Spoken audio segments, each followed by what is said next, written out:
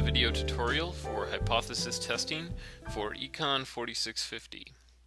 The objectives of this video tutorial are that you'll be able to create data to illustrate the properties of the sampling distribution of beta hat and the related t-values, that you will be able to reference critical values for t and f tests from tables as well as via commands in R, and that you'll be able to calculate confidence intervals in R.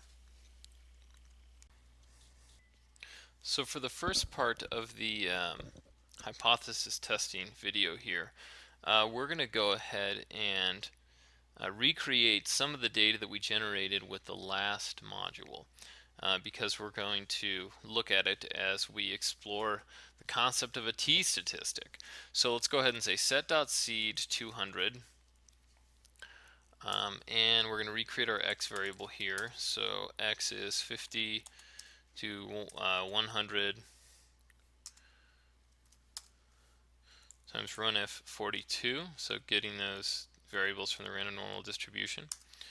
And we also want to go ahead and create some y2 variables, as we called them last time. So again, set that seed. It's important to set the seed each time, because if we don't, it will use the some variation on the date and time to create the random numbers instead of what we tell it. So that's important. So y2 is 50 plus 5x, or 5 times x, plus r norm 42. And then let's recreate model 2 for reference later. So lm y2 tilde x.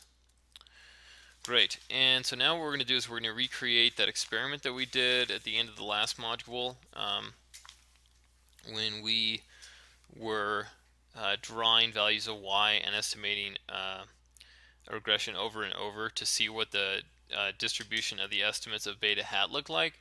So once again, we're going to say set.seed 200, and we're going to say beta is rep 0 to 1000. So we're creating a matrix that's big enough to store the data that we're about to create. R is very particular about these kind of things, so you want to appease it.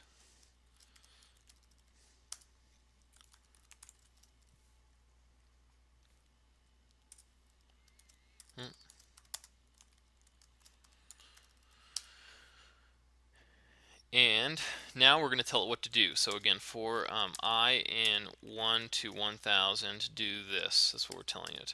So estimate y. So y is 5 plus 0 times x plus r norm 42.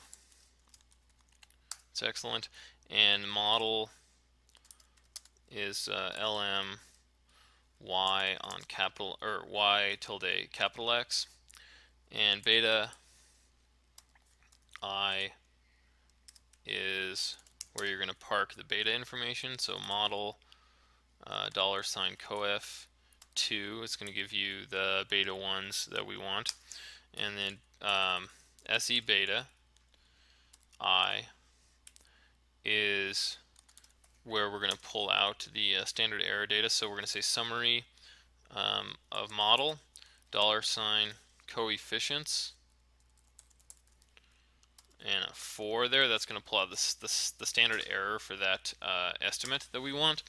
And we're going to have it calculate the t-values. This is where it starts getting exciting. So st beta I is beta I divided by se beta I.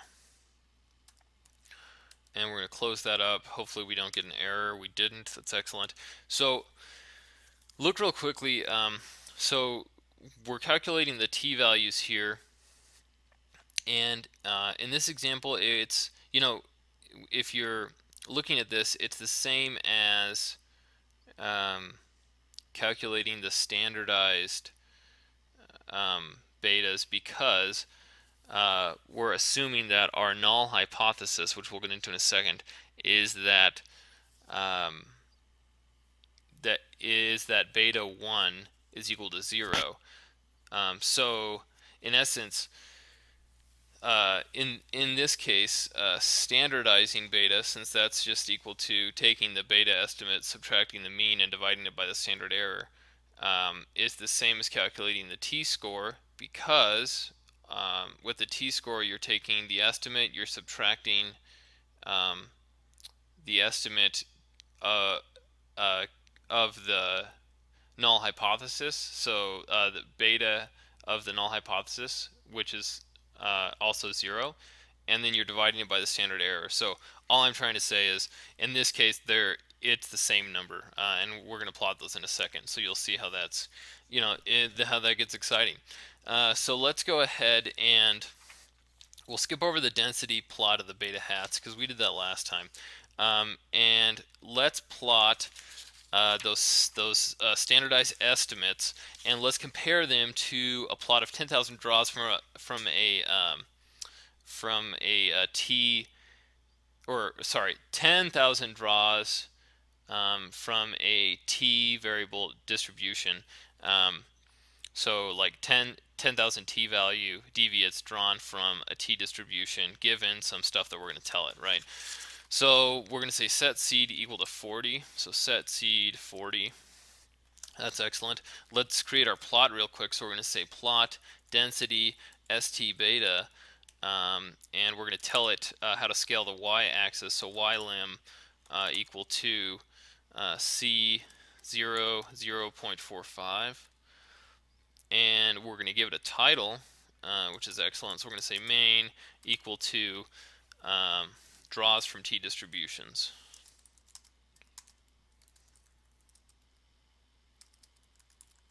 Great. So that's there, right? And it's going to give us this giant plot, completely obliterating our R workspace. So we'll just rescale that. It's there. And now we're going to add in those t values, right? So we're going to say lines. So we're telling R to draw a line. Question is, a line of what? Well, it's going to be a density plot of we're going to use the RT command to grab 10,000 draws from a t distribution with a mean of 0, which is what it uses as default. But the second number after number of draws is you have to tell it how many degrees of freedom you're dealing with. We're dealing with 40, right? Because our n is 42. And we're going to tell it to draw this line as color equal to red, in a very like literal computer sense here, right? Color equal red. Let's see how it blows it out. Look at that. You can see there that the draws from the t distribution are extremely close to the standardized beta estimates, which we plotted from our experiment. So this is transitioning us into the idea that we're going to be able to use t-scores to figure out if our estimates, given some level of significance, are significant or not, right? So now we can move into hypothesis testing. Okay, so we're pretty much worried about the slope parameter, the one that corresponds with our x variable here, and we know, well, okay, almost always the value of beta for beta HO, or the null hypothesis, is going to be 0. And you can have this take different forms. So if it was a two-tailed hypothesis test, then the alternative hypothesis would be that beta is not equal to 0. Or if it's a one-tailed, then you're just saying that beta is greater than some amount or less than some amount, right? Given, whatever case you're talking about. So, given all that talk, let's try and look at some concrete stuff here. So let's pull up our summary of Model 2. Great. So we remember this. And we're looking at our summary. It's given us a little information about our residuals, which is excellent. We've got our coefficients here. And we know that this is the estimate for the x coefficient. So that's our beta hat 1, also known as the slope parameter. So that's got a lot of names. we know that we've got a standard error here. We looked at that last time. And we've got a t-value and a probability, or a p-value, and then we've got a bunch of punctuation marks. So you might be looking at that thinking, great, how am I supposed to turn this into an informed opinion about an estimator? And that's what we're here to talk about today. So let's start with the t-value. We've got this very large t-value, 995.3. And what is the significance of this? Well, essentially the t-values are informative in light of a critical t-value, right? So we have to draw some line in the sand and say, at some level of confidence, like we are going to try and decide a level of significance which will indicate the probability of observing an estimated t-value greater than the critical t-value if the null hypothesis, in this case that beta was equal to 0, were correct. Okay, and the level of significance in terms of percent, like 10%, 5%, is going to measure the amount of type 1 error implied by a particular t-value, right? And we know that the type 1 error is that you reject a true null hypothesis, and we know from the text that a type 2 error is when you do not reject a false null hypothesis. So that's a lot of stuff going on. But basically the idea is that you choose a level of significance, and if you try to make yourself safer from a type 1 error by increasing your level of significance, say from 10% to like 1%, then you're going to increase your likelihood of having a type 2 error, right? So there's a balancing act. You typically go for like a 5% level of significance with like a two-tailed test. So that's a lot of talk again. So let's try and investigate what's going on here. So in your books, if you're in the long form of the book, it's like table B1.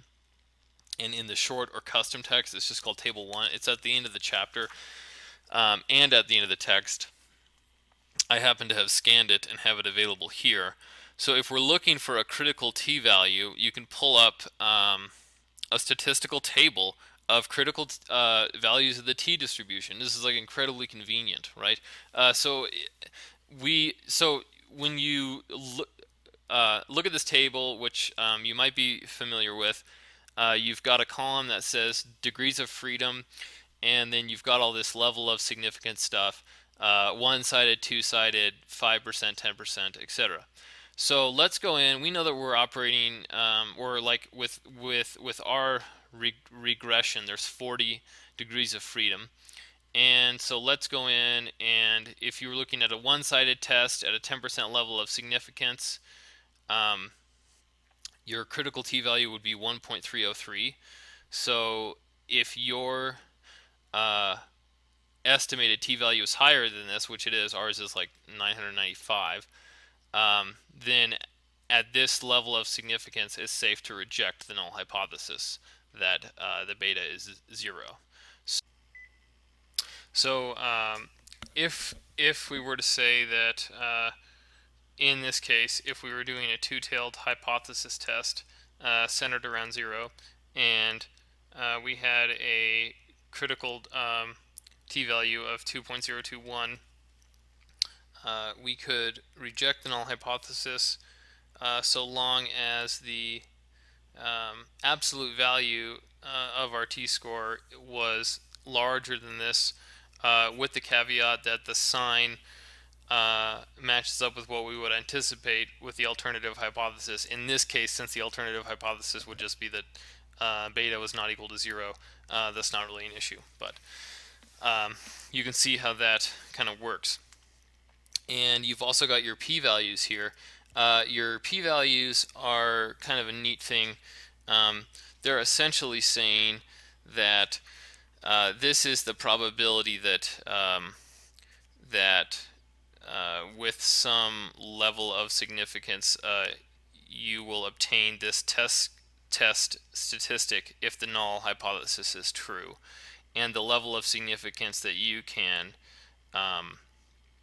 carry that to is, it just depends on how small the p-value is, right? So if it's smaller than 0.05, you can use that level of significance, etc., etc. In this case, the p-value is extremely small, and so there is almost like no chance of us obtaining a t-value this size if the null hypothesis was true.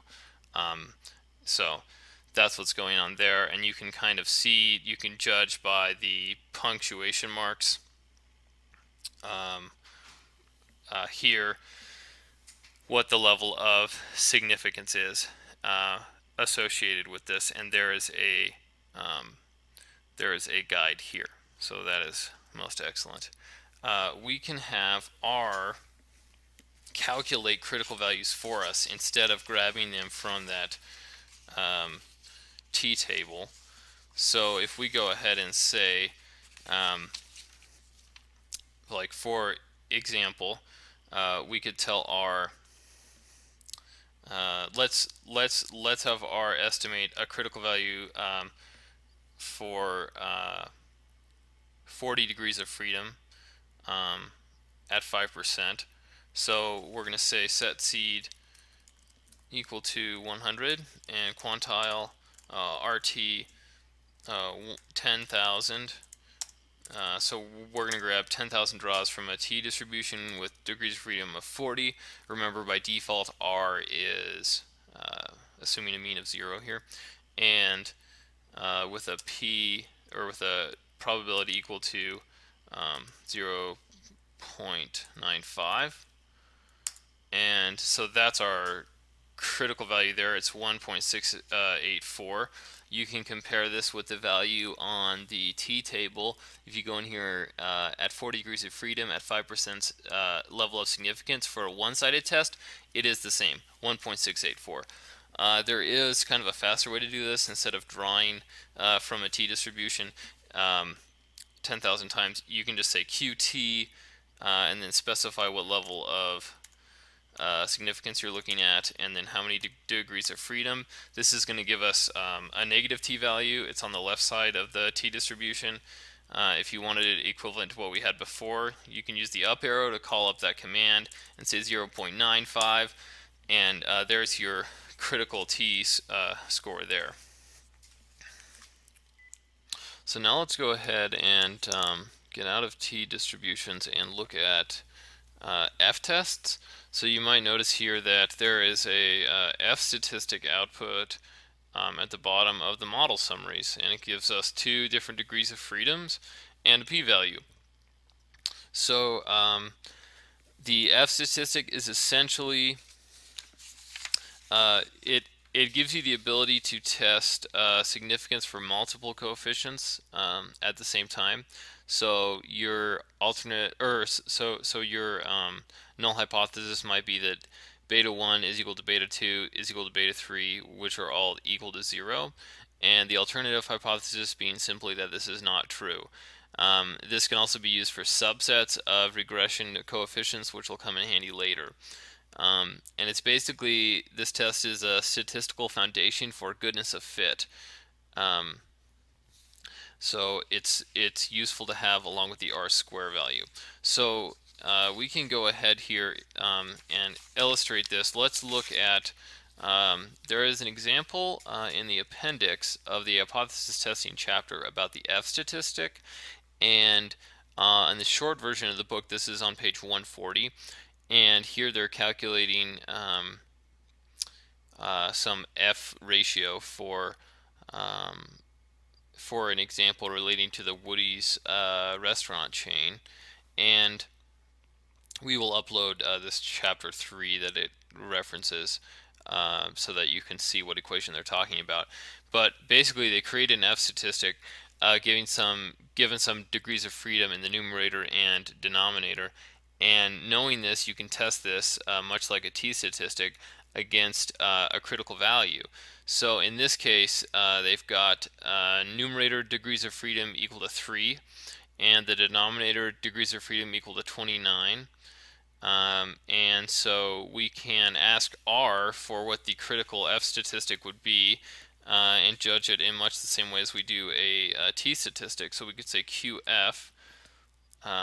Let's go for 5%, or sorry, a 95% critical value. So we'll say QF is equal to 0.95, and the degrees of freedom in the numerator is 3, and the degrees of freedom in the denominator is 29, and it'll give us this number 2.934. And in the book there you can see that the F ratio given is 15.65, so it is safe to reject the null hypothesis that in fact all of the estimators in question here are in fact equal to 0. So it's really unlikely that that is happening. And we can look, there's an F table, much like what we have for the T table, which is really convenient. You can look this up here. So we had, oops, back up a little bit. So the degrees of freedom in the numerator was like 3, and the degrees of freedom in the denominator was 29. Well, we don't have a 29, but we have a 25 and a 30, so we know it's somewhere between 2.99 and 2.92. Anyway, given the calculated F ratio or F statistic in the book, we're definitely safe here to reject the null hypothesis. So that's that. We can also have R calculate confidence intervals for us. So if you use the command CONFINT, and then we'll throw out model 2, then it'll give us by default a 95% confidence interval. So this is saying that there's a 0.95% probability that this interval here between this and this contains the population mean, right? That's what that's saying. And then if you want to say, if you wanted an 80% confidence interval, you could type level equal to 0.8, add that in there, and it will give you the intervals for which we are, or for which there is an 80% probability that, again, the population mean lies within these two values. Moving on from here, assignment 4 is available in Canvas in the hypothesis testing module. This concludes the film. Thank you very much.